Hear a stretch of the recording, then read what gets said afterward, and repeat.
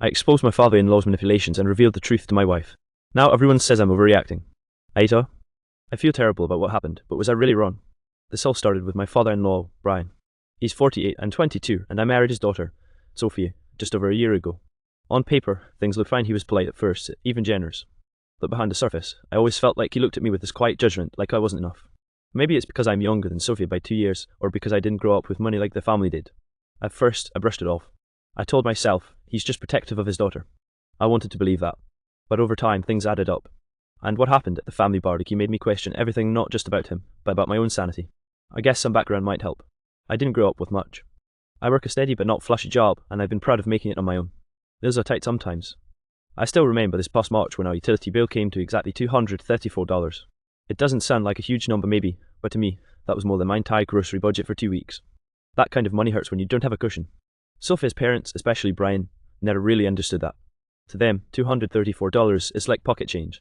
I don't think they're cruel about it, but I've overheard things like, if Angel can't even keep up with bills, how can he support a family? That's stung. One day, after therapy I've been going since my depression diagnosis at 19, I came home to a smell that still sticks with me, baby powder. It was weird because we don't have kids yet. I remember walking in, setting down my lunch from work. I always eat late on lunch breaks or Sophia and I can share something, and just noticing the powder faint in the air. On the mantel was this family photo. Brian had given it to us after our wedding, framed nice and heavy. I stared at it that night, and I don't know why, but I felt like something about his smile didn't fit.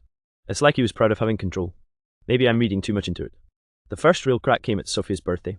Her mom made this big cake with strawberries on top, and everyone was sitting around the backyard table. It was supposed to be this happy, easy day. But Brian leaned over to me and said, in that quiet but sharp way he has, "You know, Angel, she could have done better, but I'll give you this, you show up, that counts for something." Everyone else was laughing, eating, enjoying the sun, and I just froze with a forkful of cake halfway up. Strawberries have always been Sophie's favourite, and suddenly I couldn't even taste them. I didn't say anything then. I wanted to keep the peace. That's always been drilled into me. Men don't cause scenes, men hold it together. But inside, I was already starting to feel like he was testing me. Fast forward a couple months, and the barbecue happened. That's where everything really went off the rails. We were at Brian's place, big backyard, everyone from church there too. Sophia and I go to the same congregation her family does. Or did. That night changed it. Brian started making these subtle comments again, except this time they weren't subtle. He kept telling stories about young men who don't know how to provide, about boys pretending to be husbands. And people laughed. At me. Like I wasn't even in the room. At one point, I caught our neighbour, the guy who lives across the street from us, standing near the grill. He avoided eye contact. Later I found out Brian had literally paid him to spy on me, to look through our windows and report back whether I was slacking off. When I confronted Brian right there in the yard, voices raised, the whole congregation turned their backs on us. Not just politely avoiding. Literally turned away, like we were invisible. Sophie grabbed my arm, whispering, "Please, not here." But I couldn't stop. I told him, out loud, in front of everyone, "You've been sabotaging me from the start, paying neighbours to spy, telling people I'm not a real man. What is wrong with you?" He just smiled.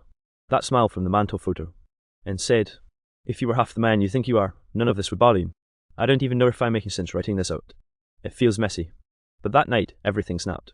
The church, Sophia's family, even some of my friends, they all acted like I was the one who lost it. Now I keep replaying it in my head. Maybe I should have kept calm. Maybe calling him out in public was the wrong move.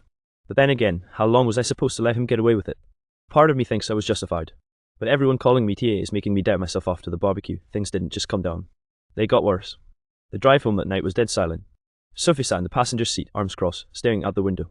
I gripped the wheel so hard my hands were cramping. I kept waiting for her to say something, anything, but she didn't. Finally, when we pulled into our driveway, she muttered, "You embarrassed me." Then she slammed the door and walked inside. That word embarrassed, it hit me like a punch. I wanted her to say, "I can't believe my dad did that to you." Instead, she made it about me. Inside, our house felt like a trap. I could still smell the faint baby powder, even though I hadn't noticed it in weeks. The family photo on the mantel stared back at me like a witness. I wanted to rip it down, but I didn't. I just sat on the couch and stared at it until Sophie went to bed without saying goodnight. The next morning, during my lunch break at work, I tried to call her. No answer. Instead, I got a text from her mom. "Brian was just trying to give you some perspective. You need to grow thicker skin." Perspective? Was it perspective when he paid my neighbour to spy on me? Speaking of which, our neighbour actually came by that afternoon. I was shocked he had the guts. He stood on my porch like it was nothing, holding a rake like he'd just been gardening. He admitted it straight up. "Yeah, man, Brian gave me $50 a week to just check if your car was in the driveway. Said it was harmless." Harmless. Imagine realising the guy across the street has been literally reporting on your movements like you're in some bad spy movie. I asked him, "Why would you even agree to that?" He shrugged and said, "Easy money." I felt sick. That night I broke down in front of Sophia. I told her I couldn't keep pretending her dad's behaviour was normal. She listened, but she didn't exactly take my side. She said, "Angel, My dad's not perfect, but he's family. Can't you just ignore him? Isn't it better than fighting? I snapped. I said, so you want me to let him treat me like trash forever, just so no one gets embarrassed? She started crying. And of course, I felt like the monster. The following Sunday, we went to church. Or at least, we tried. The congregation wasn't subtle. People I'd known for months turned their backs when I walked in. One older guy muttered, "That's the one who disrespected Brian." I wanted to shout, "Brian disrespected me first." But instead, I sat in silence staring at the hymn book I couldn't even bring myself to sing from. Sophie cried again, but this time quietly, so no one would notice. Afterward, Brian shook hands and smiled with everyone, like he hadn't orchestrated the whole thing. Like he was some respected leader and I was the outsider. Therapy was the only place I felt heard. My therapist didn't mince words. He said, "Angel, this is manipulation, you're being gaslit." He validated what I'd been feeling, which was such a relief. But it also made the contrast sharper. Because at home, Sophia started echoing her dad's lines. She told me, "Maybe you're just too sensitive. My dad says men need to learn to hold their ground quietly." Quietly. As if swallowing everything he threw at me was some noble act. Meanwhile, I noticed my depression medication wasn't doing its job anymore. The same pills I'd been stable on for years suddenly felt like sugar tablets. My energy tanked, my head felt foggy, and some days it took everything just to get out of bed. I mentioned it to my therapist, and he said stress can absolutely interfere with how I'm at work, which honestly terrified me. I know how this all sounds. Like I'm making Brian out to be some cartoon villain. But the truth is, people love him. He coaches Little League. He leads prayers at church. Everyone sees him as this wise, respectable father figure. And me? I'm the 22-year-old son-in-law who lost his temper at a barbecue. I can see why people think I'm the problem. I really can. But here's what I can't get over. He literally paid someone to spy on me.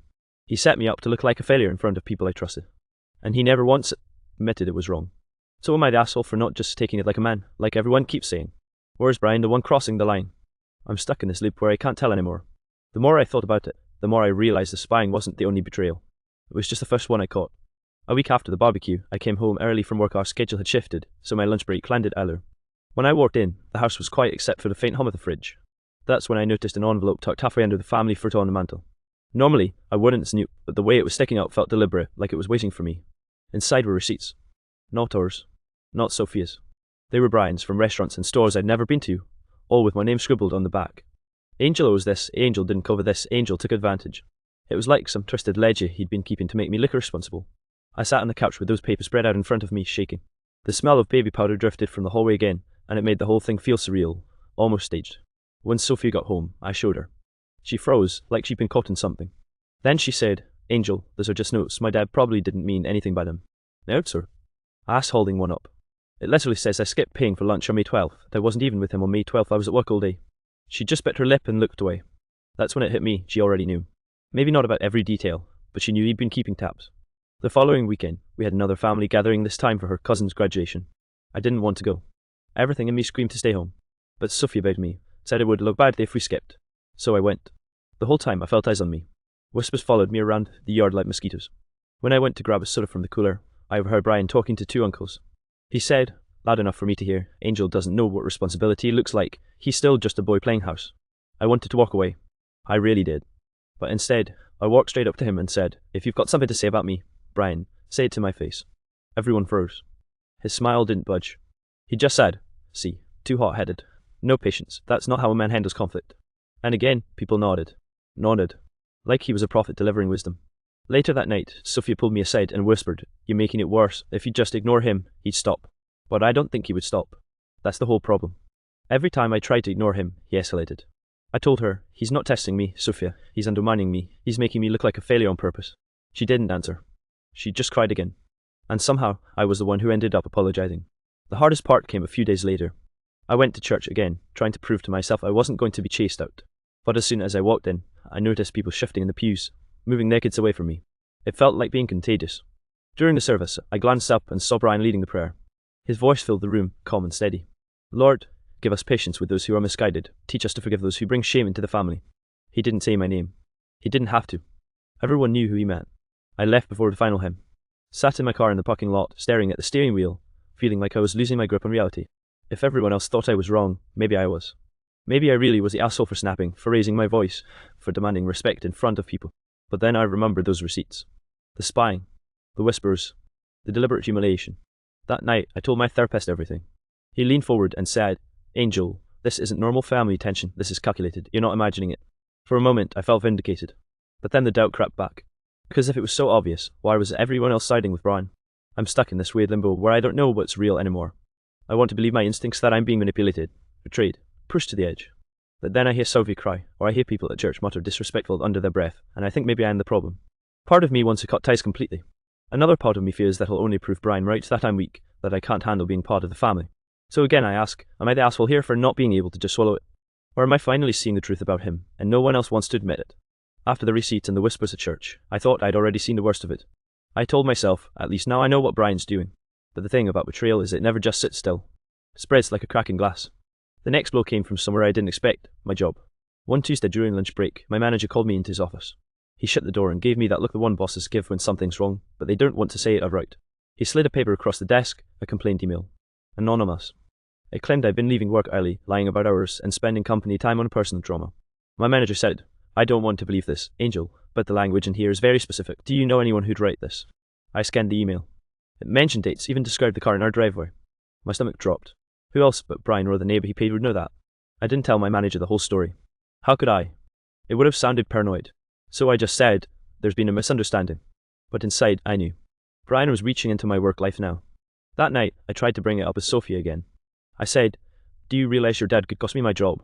She didn't even look up from her phone. Angel, he wouldn't do that. You're obsessed. You're making everything about him. Her words stung worse than the email. Because in that moment, I realised she didn't believe me at all. Or maybe she didn't want to believe me. I didn't sleep that night. At 2 a.m, I went into the living room, sat on the couch, and stared at the family photo again. That smile of Brian's, locked in a frame on my mantel, started to feel like a taunt. I couldn't stand it anymore. I grabbed it and shoved it face down in a drawer.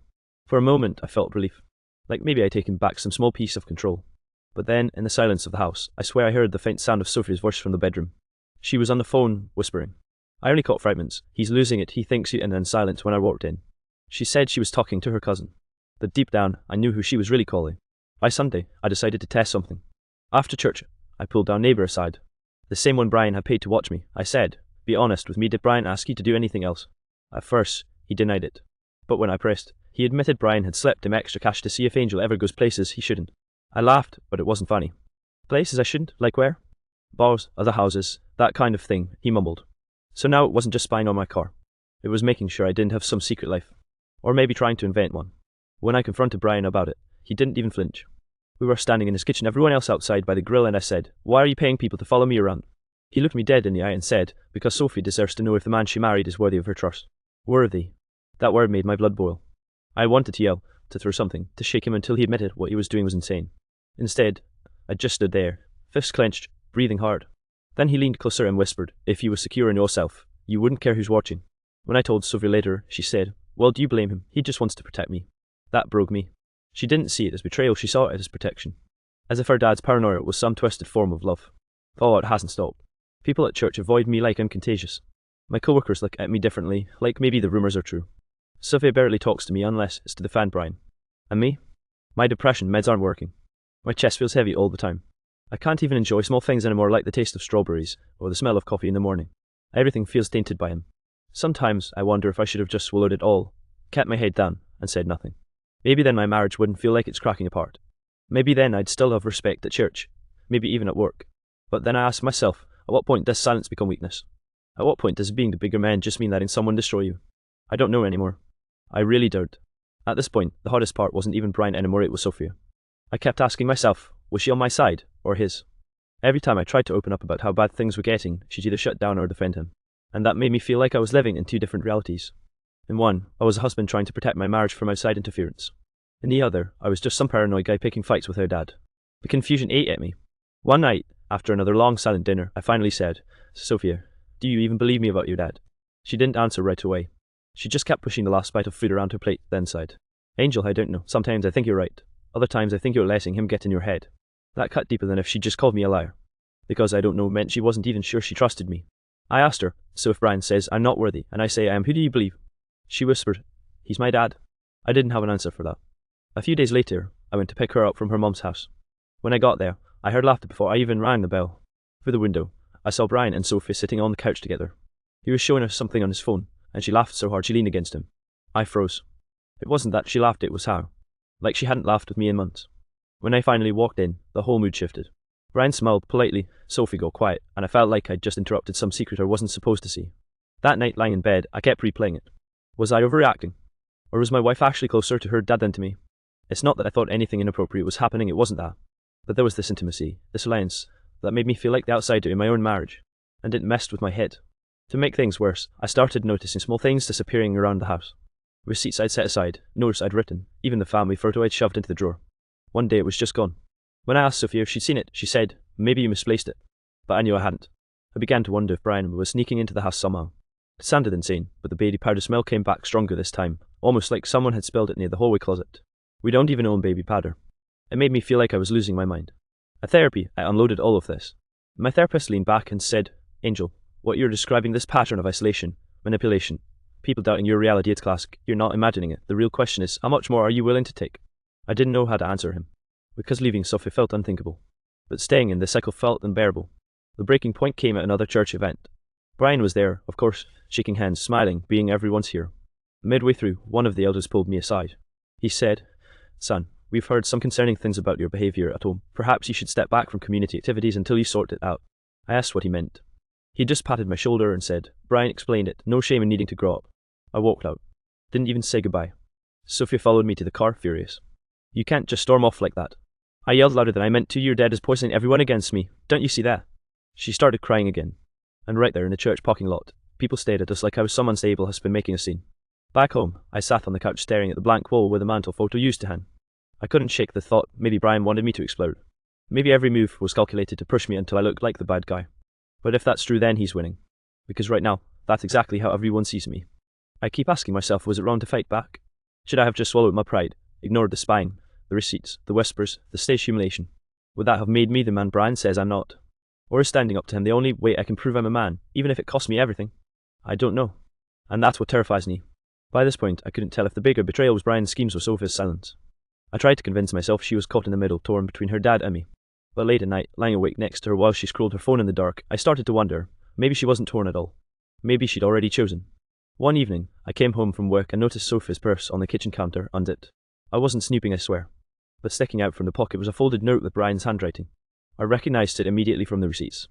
I hesitated, then pulled it out. It said, "Remember, don't let him twist the story. People trust you more than him." That was it. No greeting, no explanation. Just instructions. When Sophie walked in and saw me holding it, she snatched it away like I'd just caught her red-handed. "Why are you going through my stuff?" she snapped. I said, "Why is your dad giving you notes about me? Why is he telling you not to trust your own husband?" She looked me dead in the eye and said, "Because sometimes you scare me, Angel." That crushed me. I've never raised a hand to her. Never threatened her. The worst I'd done was yell at night in the church parking lot. But somehow, Brian had planted the idea that I was dangerous. After that, I couldn't shake the feeling that everything in my own home was staged. The missing photo, the smell of baby powder, the vanishing receipts, it all felt like a setup designed to make me question myself. One night, I decided to test it. I left a note on the mantel, folded neatly, with just one line, "I know what you're doing." Then I went to bed. The next morning, it was gone. Sophia swore she never saw it. So who took it? Around that time, my therapist asked me a hard question. He said, "Angel, what would happen if you went no contact with Brian for 90 days? I laughed bitterly. "That's impossible. Sophia would never allow it." "Then maybe the problem isn't just Brian," he said gently. That sat in my chest like a stone. The money problems didn't help either. The $234 utility bill still haunted me because I had to juggle credit cards just to cover it. Meanwhile, Brian made comments like, "A real man provides without excuses." And people listened to him because, well, he could pay bills without blinking. Every date from him felt sharper because I couldn't deny the truth financially. I wasn't on his level. And maybe I never would be. Final straw that week came at another family dinner. I didn't want to go, but Sophie insisted. Halfway through, Brian raised his glass and said, "I'm grateful for family who knows how to stand strong in difficult times." Everyone toasted, smiling. Then he added, "And I pray for those who are still learning what it means to be men." The room chuckled. My face burned. I muttered, "You don't have to keep doing this." Brian looked at me calmly and said, "Doing what, son? You think the world revolves around you?" I wanted to scream, but instead I excused myself, walked into the bathroom and locked the door. I sat on the edge of the tub, head in my hands, trying not to cry. I remember the smell of lavender soap and the sound of distant laughter from the dining room. They were laughing with him, not with me. When I came out, Sophie barely looked at me. On the way home, I asked her, "Do you even care what this is doing to me?"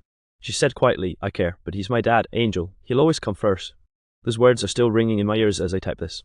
Now I don't know what's worse, Brian's orchestrated betrayals, or Sophie choosing not to stand by me. I feel like I'm drowning, and every time I reach for her hand, she lets go and reaches for his instead. Part of me wonders if that makes me the asshole expecting her to choose me over her own father. But another part of me thinks, isn't that what marriage is supposed to be? I don't know anymore. I'm genuinely lost. Things started spiraling faster after that. I couldn't ignore the subtle signs anymore. Sophia wasn't just staying neutral. She was actively filtering information, almost like she'd become Brian's unofficial agent in our house. It started with small things. I'd ask her to pass me the mail, and she'd hesitate, like she was checking the envelopes first. I noticed bills or letters I expected didn't reach me. At first, I thought maybe I was imagining it, but one morning I found a stack of unopened letters shoved behind the pantry. They were utility notices, statements from my bank, even a letter from work. When I asked, she said, "Oh, I just didn't want you to worry." I wanted to believe that. I really did. But the way she avoided eye contact made my stomach twist. And the more I thought about it, the more I realized that every act of helpfulness from her lately had a side effect. I felt increasingly powerless. Around this time, I began keeping notes. I wrote down the dates Brian called, who he spoke to, what was said, the emails, the neighbour sightings, even the things Sophie said that felt orchestrated. I wanted proof, because at some point, I feared I'd lose my grip on reality entirely. One note I still remember clearly, July 14, 5:32 p, and Brian told Sophie, "Make sure Angel sees the utility bill and nothing else." I stared at that for a long time. That tiny instruction encapsulated everything: control, manipulation, and betrayal. It all came to a head during a Friday evening dinner at her parents' place. The air felt thick, almost like it was holding its breath. Brian and Sophie were sitting side by side on the couch. I was across the room, trying to eat my salad, but every glance in their direction felt like a trap. Then Brian looked at me and said casually, "Angel, did you see the news this week? Seems like some people just can't handle responsibility." I froze. My blood ran cold. Was this a general statement, or did he mean me? Before I could respond, Sophia said softly, "Dad's right, Angel. Maybe you should think about how your actions affect everyone." The words hit me like a hammer. She wasn't just siding with him, she was quoting him, reinforcing him, making me feel small in my own house. After dinner, I pulled her aside in the hallway. "Sophia, this has to stop. I can't keep living like this. Your dad is manipulating you and me, and you're letting him." She looked at me, almost pitying me. "Angel, maybe you're reading too much into it. He's my dad, and I trust him. Can't you just trust me too?" I shook my head. "It's not about trust, it's about respect, and he doesn't respect me, and now neither do you." That night, I couldn't sleep. The apartment felt colder, smaller, like Brian's presence was still hovering over us. I tried taking my medication, but it didn't help. My chest felt heavy, my head foggy, and for the first time in years, I thought about how easy it would be to just disappear for a few days and not answer calls. The neighbour incident came back into focus too. I realised Brian had used him as a secondary enforcer, not just to spy, but to report what Sophie said or did. Everything I thought was private was filtered through him and returned to Brian. I felt trapped in a net of manipulation I couldn't cut myself out of. Then came the text. Late at night, my phone buzzed. It was from an unknown number. "You're walking into a trap, trust no one." I nearly dropped the phone. The neighbour? Brian? Someone else entirely? I couldn't tell. The message terrified me, but also validated everything I'd been feeling. Somehow, someone else saw what was happening, or maybe Brian wanted me to see it, to push me over the edge. I sat there, staring at the screen for what felt like hours, and thought about how much I'd already lost. Trust. Sleep. Peace. The taste of strawberries. Even the sanctuary of my own home. I started questioning everything, even myself. Am I too sensitive? Too reactive? Maybe I'm the one spiraling. But every piece of evidence, every interaction, every whispered instruction points to the same truth. Brian's manipulations are real, calculated, and deliberate. The worst part, Sophie doesn't even see it. Or she refuses to. Either way, I feel utterly alone. I don't know if I overreacted. Maybe I did. Maybe storming out of church, confronting him publicly, taking notes, maybe all of that made me TA. But part of me thinks standing up to a man orchestrating this much betrayal is the only way to survive. I'm scared. I'm tired. And I'm beginning to feel like there's no middle ground anymore. After the text, I felt like I was being watched even more. Every creak in the floorboards, every shuffle outside my window, felt like a warning. I started checking locks obsessively and looking for signs that someone had been in the apartment while I was out. That's when I realized something terrifying. The betrayals weren't just orchestrated, they were escalating. It started with Sophie's behavior. She'd begun forgetting things I asked her to do. Not small things, but critical details, like forwarding a work email or confirming a bill payment. Each time, I'd confront her gently, thinking maybe she was just distracted, but she'd always reply with that same calm, dismissive tone. "Angel, you're imagining things. I didn't forget." I knew better. I could feel it. Every forgotten task was another domino falling in Brian's plan. Then came the neighbour. I cornered him one afternoon while he was mowing the lawn. I asked him flat out, "Brian's still paying you to keep tabs on us?" He hesitated, looked over his shoulder, then muttered, "Yeah, he's worried about you. Just be careful, man." Careful. That word sent a shiver down my spine. I couldn't tell if it was a warning or a threat. At work, things took a turn too. A new set of emails appeared in my inbox, anonymous, accusatory, detailing personal things I'd confided in Sophia. My manager called me into his office again, looking concerned. "Angel, we're getting reports you're causing tension here. This isn't a reflection on your work, but you need to get it sorted." I could barely speak. I wanted to tell him it was Brian, that it was all lies, but what would he think? A 22-year-old complaining about a father-in-law manipulating his wife and neighbours to sabotage him. He'd probably think I was crazy. I started keeping a journal of everything: the dates, the notes, the smells, the whispers, the interactions. I'd even recorded small audio snippets when I could. I needed proof, some way to show Sophia or anyone else that I wasn't losing my mind. July 29th entry. Brian called Sophie while I was at work. I heard him say, keep him guessing, let him unravel, it's working. Reading it now, even writing it down, I can't believe this is my life. Then, the final revelation came from someone I never expected, my own mother. She called me one evening, sounding nervous. Angel, I don't know how to say this, but Brian's been talking to people about you. He's spreading stories, and he's paying attention to every move you make. He's been doing this for months, maybe longer. I felt my hand shake. This confirmed everything. Brian hadn't just been making me doubt myself, he'd been orchestrating a complete campaign to make me look unstable, untrustworthy, and incapable. That night, I confronted Sophia. I laid out everything, the receipts, the notes, the neighbour's confession, the emails, even the journal. I begged her to see it, to see what her father had been doing. She looked at me for a long time, then finally said, Angel, I don't know if I can. He's my dad. I want to believe you, but I can't see it the way you do. Her words were like a blade. Not because she didn't believe me, but because she refused to act. She wasn't siding with Brian out of malice. She just chose to ignore it. I left the apartment that night. I drove aimlessly, trying to breathe, trying to calm my racing mind. I thought about storming back, yelling, making Brian admit what he was doing, but I couldn't. I was exhausted, emotionally and mentally. The sense of betrayal was total. Brian, orchestrating every little detail, Sophia, willingly or unwillingly enabling him, even the neighbour complicit. Everyone around me seemed to be part of this machinery, and I was just a pawn. At therapy the next morning, I told my therapist about the full scope. He leaned back and said, quietly, Angel, if anyone else were in your shoes, they'd probably feel exactly how you do. You're not crazy. You're responding to a very real, very manipulative situation. But I couldn't shake the doubt. Part of me wondered if my reaction made things worse. Maybe I was overreacting, too defensive, too paranoid. Maybe I should have stayed quiet, let things happen, and avoided confrontation. But every instinct in me screamed no. I don't know if there's a way out. I'm stuck between being the bad guy everyone thinks I am and trying to defend myself against someone who's been manipulating reality itself. Every day I wonder, am I TA for standing up, or am I the only one who's seeing the truth?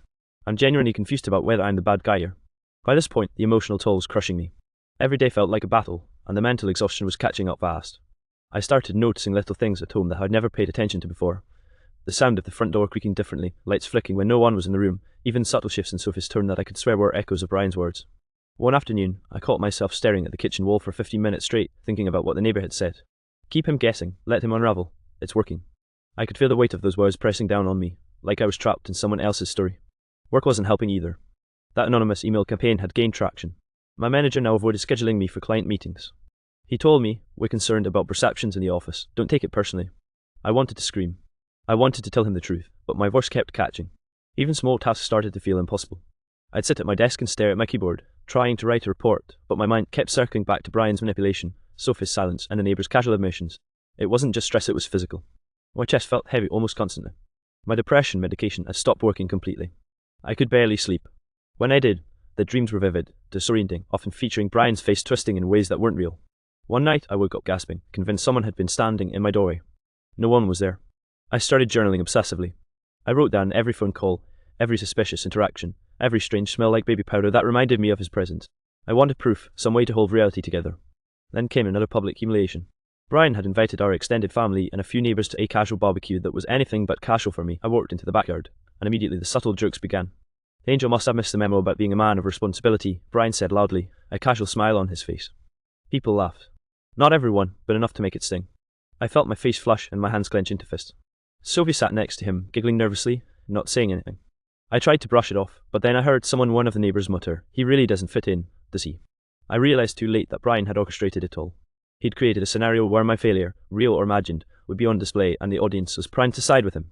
I stepped away, grabbed a glass of water, and tried to calm myself. My therapist had warned me that Brian's tactics might lead to public shaming, but experiencing it firsthand was something else entirely. After the barbecue, Sophie confronted me. Angel, you're overreacting. Dad didn't mean it like that, she said softly. I shook my head. You don't get it, Sophia. He planned this. Every laugh, every whisper, every glance, this was deliberate, and you just sat there. She looked down, silent. That was worse than any insult from Brian. The person I trusted to have my back in this mess wasn't. After that night, I realised something. Brian had taken more than my respect. He'd taken my sense of safety, my marriage, my reputation, and he was systematically dismantling my ability to trust my own instincts. At therapy, I admitted for the first time that I was scared. Not of Brian physically, but of what he'd done to my life. The counsellor nodded slowly. Angel, that fear is valid. You're reacting to real manipulation. Your mind is trying to protect you. Even hearing that helped, but it didn't solve anything. I still didn't know how to navigate Sophie's divided loyalty, the neighbour's spine, the whispers at work, or the church congregation's sideways glances. Every interaction felt like walking a tightrope over a pit Brian had dug. I've begun to question myself constantly now. Am I too reactive? Too sensitive? Should I have just swallowed my anger, smiled at the jokes, and endured the subtle humiliation? But then I think back to the receipts, the neighbour reports, the notes to Sophia, the whispered instructions. And I know this isn't just normal family tension. It's a deliberate, orchestrated campaign. I can't tell if confronting it makes me the asshole or if standing by silently makes me weak or worse, complicit. I'm exhausted. My depression meds aren't working. I feel isolated in my own home, vilified in my marriage, and under siege in the community. Every day I wonder if I'm seeing reality clearly or if the stress is making me spiral further into paranoia. I honestly don't know anymore. Part of me thinks I'm justified. Part of me thinks I'm overreacting. And the hardest part? Even Sophia isn't sure where she stands. The tension kept building like a pressure cooker. Every day felt heavier, and I could feel the walls closing in my home, my workplace, even my own mind. I couldn't escape Brian's influence, and Sophia's silence only made it worse. It wasn't just manipulation anymore, it was a constant, gnawing anxiety that left me physically drained. One Saturday, I decided to confront Brian directly. I told Sophia I was going over to talk things out, but she looked at me like I was crazy. "Angel, please don't start a fight, just let it go," she whispered. I wanted to, believe me, I wanted to swallow my pride, ignore the receipts, ignore the notes, ignore the neighbour, and pretend like everything was fine. But that voice in my head, rational, terrified, furious, wouldn't let me. So I drove over to their house, bomb sweaty, heart racing. I knew he was expecting me, because the minute I arrived, his posture was perfect, smile in place, arms crossed casually, like nothing had ever happened. "Angel," he said smoothly, "what a surprise, come in." I stepped into the living room, trying to keep my voice steady. "Brian, we need to talk, about the spying, the notes, the way you've been orchestrating things behind my back." He laughed softly. Not the amused kind, more like a teacher humouring a child who's confused about a lesson. "Spying? Notes? Why are you imagining things, Angel?" I felt my blood boil. "I'm not imagining anything. The neighbour told me everything, the receipts, the emails, even the instructions you gave Sophia to manipulate me. It's all here." I held up the journal, full of dates, times, and details. He glanced at it, then leaned back and said calmly, "So, you've been keeping a record. Interesting." "Interesting?" I shouted. "You've been controlling my life, my reputation, my marriage, and now you're calling it interesting." He shrugged. "I'm protecting my daughter, that's all. You can't see it because you're too volatile." I could feel my knees shaking, but I kept going. Protecting her, by lying to her, by making me look like a fool in front of everyone, by manipulating neighbours, coworkers, and even the church. His smile didn't falter. "Angel, life isn't fair. You're learning the hard way. Maybe you'll grow into a man who understands responsibility someday." I wanted to throw the journal across the room, scream at him until he admitted he was wrong. But I didn't. Instead, I clenched my fist, took a deep breath, and said, "I'm done letting you control me." The real tension hit when Sophie walked in. She'd been silent the whole time, watching us. When she finally spoke, her voice shook. "Angel, maybe he's right. Maybe you are overreacting. Maybe you should calm down." Her words were like a punch to the gut. I turned to her. "Overreacting, Sophia? He's been orchestrating my humiliation for months, and you're standing there telling me to calm down." She started crying quietly, and Brian put an arm around her. "See, even she knows you're not in control. Maybe you should step back before this gets worse." I felt a mixture of rage and despair. The two people I should have been able to trust, the woman I married and her father, were unified against me. I left that night, driving with my hands shaking on the wheel, feeling more isolated than I ever had. The smell of baby powder seemed to linger everywhere, like a ghost of Brian's presence. I thought about how he had systematically dismantled my sense of security, the neighbour, the notes, the receipts, the emails, the church murmurs, Sophia's hesitation. It was all connected. And yet, I still questioned myself. Maybe I was overreacting. Maybe I had been too sensitive, too defensive. But part of me knew the truth. I had evidence, I had memories, I had confirmation from the neighbour. Back home, therapy helped me breathe, but the exhaustion didn't lift. My depression medication still wasn't working, and I felt like I was teetering on the edge. I started journaling more, not just to record events, but to try to make sense of my emotions, to anchor myself to reality. I kept asking myself, am I the asshole for confronting him? For refusing to let him control me? For wanting my wife to see the truth? Or am I just a man finally standing up for himself, trapped in a world that won't validate his reality? After that confrontation, everything felt like it was spiraling out of control. I couldn't sleep. I couldn't eat. Even small, normal parts of my life like doing laundry or checking the mail felt loaded with anxiety. The neighbour sightings, the lingering smell of baby powder, Sophie's quiet defensiveness, they all weighed on me like lead. I kept replaying that afternoon in Brian's living room.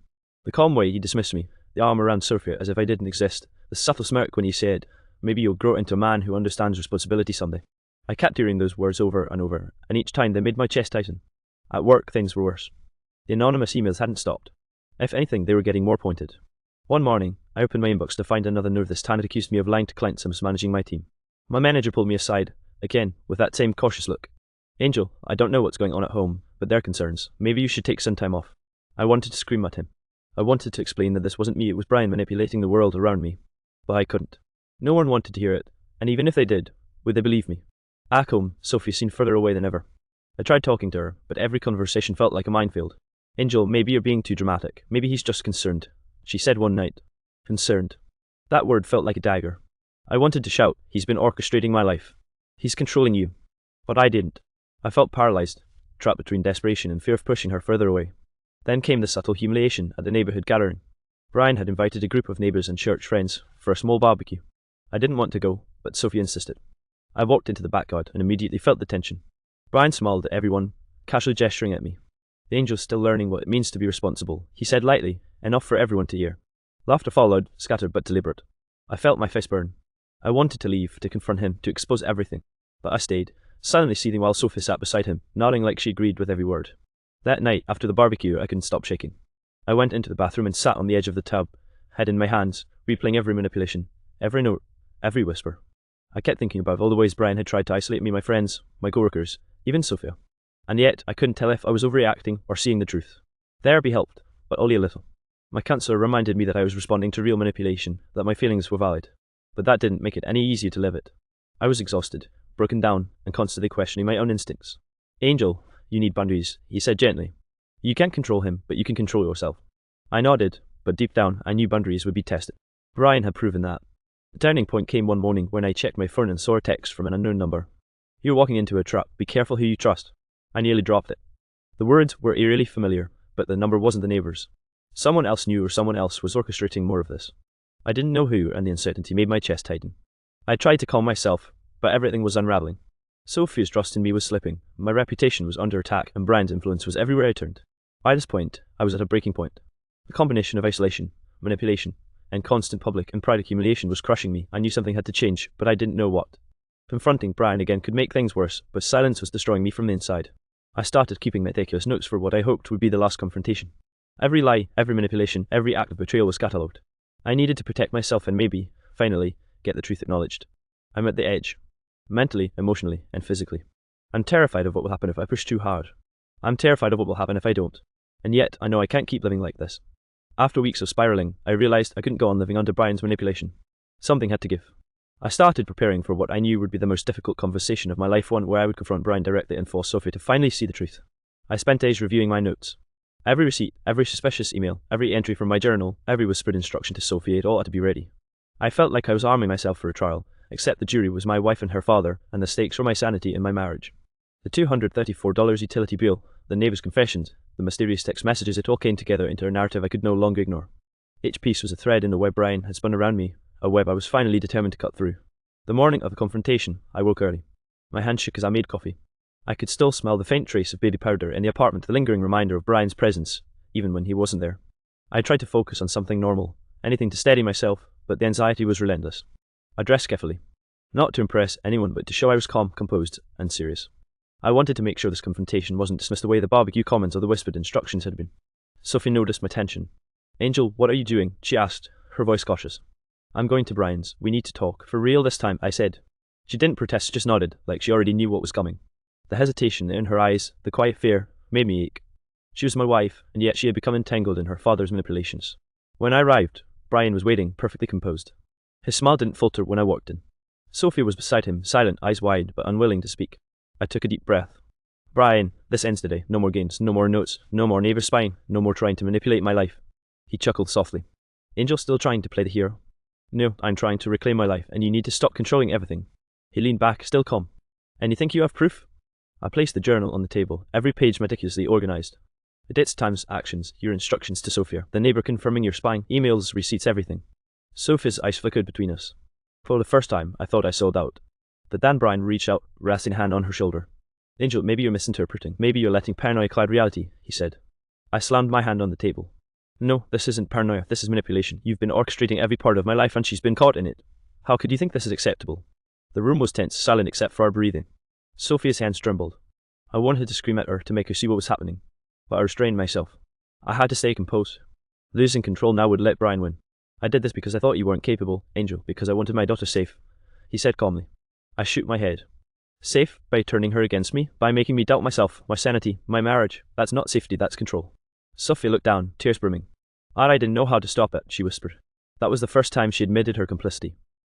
She wasn't malicious, but she had been caught in the way, repeating Brian's narrative, following his instructions without realizing the damage. I felt a mix of relief and anger. Relief that she finally admitted it, anger that it took months of manipulation to get here. And Brian, he didn't apologize. He just looked at me with infuriating calm, like this was all a lesson I needed to learn. I don't know if this confrontation fixed anything, but it forced the truth into the open. It forced Sophie to face what had been happening, and it forced Brian to respond, at least in front of both of us. After I left, I sat in my car for hours, chest tight, hands shaking. I realized something terrifying, even with the truth laid bare. The damage done to my mind, my marriage, my reputation might never fully heal. After that confrontation, I felt like I was teetering on the edge. Part of me wanted to collapse completely, but another part, the part that had been fighting for months, refused to give up. Every betrayal, every whispered instruction, every manipulated moment had led to this point. I was drained, exhausted, and terrified, but I had to see it through. The next day, I woke up with a sense of dread. The air in the apartment felt heavy, almost suffocating. Even Sophie, usually calm in the mornings, seemed distant. She avoided my gaze, her silence louder than any words. I wanted to reach out, to connect, to make her see that I was fighting not against her, but for us. But every time I tried, she recoiled slightly, like I might bite her if I got too close. I decided I couldn't wait any longer. I arranged another meeting with Brian, this time at a neutral location, the small park near the church, where it was public enough to prevent him from outright lying, but private enough that I could speak freely. Sophie agreed, though reluctantly, to come with me. When we arrived, Brian was already there, standing with that perfect, confident posture. The sun glinted off his sunglasses, and his calm demeanour made my chest tighten. "Angel," he said smoothly, "I didn't expect you to actually follow through." I stepped forward, heart hammering. "I did, because this isn't just about me anymore. It's about what you've done to our lives, to Sophia, to me. And it ends today." Sophie stood between us, hands nervously clasped. She looked at me with a mixture of fear and hope. I wanted to tell her I understood, that I wasn't angry at her, but I couldn't find the words. Not yet. I laid out everything, the notes, the neighbours' confessions, the emails, the receipts, even the manipulations that had spread to work and the church. I spoke slowly, deliberately, trying to make Brian understand that this wasn't a small spat, it was systematic betrayal. "Brian," I said, my voice shaking, "this isn't protection, this is control. You've isolated me, humiliated me, and turned everyone around us against me. You've turned my wife into an extension of yourself that stops today." For the first time, I saw something flicker in him. Not fear exactly, but curiosity. The same calm, confident man seemed momentarily unsteady. Sophia's voice finally broke the silence. "Dad, Angel's telling the truth. I didn't see it at first. I was caught up in what you told me, but he's right. You've been manipulating us." Brian's jaw tightened, but he didn't interrupt. He didn't yell. For once, he just listened. "Angel, I did what I thought was best," he said slowly. "Best?" I said, my chest tight with emotion. "You call systematically destroying someone's life best?" Sophie stepped closer to me, gripping my hand. "Angel, I see you now. I understand more than I did before. We can fix this if we both try." It wasn't a perfect moment. Brian didn't apologize fully, and Sophie wasn't entirely on my side yet. But the truth was finally in the open. For the first time in months, I felt like I could breathe without wondering if the floor would fall out beneath me. The emotional peak hit me all at once. I realized how close I'd been to completely unraveling, how much of my own sense of self I had almost lost. And yet, I also realized I wasn't weak. I had fought through manipulation, betrayal, and public humiliation, and I was still standing. After the meeting, we walked home in silence. Sophie squeezed my hand once, and it felt like a small victory. I didn't know what tomorrow would bring. Brian could continue his subtle manipulations, or things could gradually improve, but I felt a renewed determination to protect my life, my marriage, and my sanity. I also knew something else. This confrontation wasn't just about Brian. It was about me reclaiming the ability to trust my own instincts, to stand up for myself, and to demand respect in a world that had tried to strip it away. I'm exhausted, emotionally battered, and still questioning myself. I don't know if I overreacted at times, or if I misread things, or if my responses made situations worse. But part of me also knows I had no choice. I'm on the edge, but I'm standing. And I know one thing for certain, I will not let myself be manipulated any longer. The day of the climactic confrontation finally arrived. I had rehearsed every point in my head, reviewed every note, every email, every whispered instruction from Brian. My hands were shaking, my stomach was in knots, but I knew I couldn't back down anymore. Sophia had agreed to be there not as a mediator, but as someone who had seen the truth, or at least part of it. We met at the small cafe near the park, a neutral ground where no one had the upper hand. Brian arrived first, as always calm and collected. He greeted me with that unnerving smile. Sophia sat beside me, her hands folded tightly in her lap. "Angel," Brian said, his tone smooth, "I didn't think you'd go this far." I took a deep breath. "Brian, this ends today. I'm laying everything out. No more lies, no more manipulation, no more spying. Everyone needs to hear the truth." He leaned back in his chair, arms crossed, eyes flicking to Sophia. "And what truth is that?" "The truth," I said, my voice rising slightly, "is that you've been orchestrating my life. You've manipulated Sophia, the neighbours, even people at work and church. You've made me doubt my own reality. You've been controlling us, our home, our marriage, everything, and I will not let it continue." For a moment, Brian didn't respond. He just looked at me, calm, almost amused. Then he said quietly, "I did what I thought was best for my daughter. Maybe you're seeing it wrong." Sophia shook her head, tears brimming. "No, Dad, Angel's right. I see it now. I was caught in your manipulations, and I didn't realize it, but I can't ignore it anymore." The moment her voice broke the spell, I felt a strange mix of relief and fear. Relief because someone finally acknowledged what had been happening. Fear because I didn't know how Brian would react now. He leaned forward, tone sharper, but still controlled. "Angel, maybe you've been overreacting. Maybe you're taking things too far." "Overreacting?" I shot back. "You've systematically undermined my marriage, my reputation, my mental health. You've manipulated everyone around me, and you call that an overreaction?" Sophia reached for my hand, squeezing it tightly. I felt her support, her acknowledgement of the truth. For a brief moment, it felt like we were finally on the same side. Brian's expression shifted slightly. Not anger, not defeat, just the faintest flicker of uncertainty. I realized that maybe, Just maybe he hadn't expected me to confront him like this. That realization gave me a sliver of strength I hadn't felt in months. I can't control what you see or what you believe, I said, my voice shaking. But I will not let you continue controlling my life. Sophie deserves better. I deserve better. And if that makes me the bad guy in your eyes, so be it. Sophia whispered, Angel, I'm with you. For a long moment, there was silence. Brian finally exhaled and said, You're persistent. I'll give you that, but life isn't as simple as you think. I know it isn't, I said. But your manipulations have consequences. You've hurt everyone in this house, including Sophia. I can't just pretend it didn't happen. After the confrontation, we left the cafe together. The tension didn't vanish, and Brian didn't apologize fully, but something had shifted. Sophia had seen the truth, acknowledged it, and stood with me, at least emotionally. For the first time in months, I felt like I wasn't entirely alone. Driving home, I reflected on everything, the months of manipulation, the public humiliation, the private betrayals. I realized that the damage might take years to fully repair, but I also realized I had reclaimed a sense of agency. I had confronted the person who had been orchestrating my life, and I had my wife by my side. Yet, even as relief washed over me, doubt lingered. Was I too reactive? Did I overstep? Could I have handled things differently? Part of me feels justified, knowing the depth of manipulation and betrayal. Another part wonders if my insistence on confrontation made things worse in subtle ways. I look at Sophia and see her vulnerability, her conflicted loyalty, and I wonder if I pressured her too much. I see Brian's calm defiance and wonder if I'm the asshole for pushing so hard. I don't have answers. I only know that months of betrayal, paranoia, and manipulation brought me to this breaking point, and I faced it head on. I stood my ground, spoke the truth, and demanded acknowledgement. And yet the question still gnaws at me. I'm genuinely confused about whether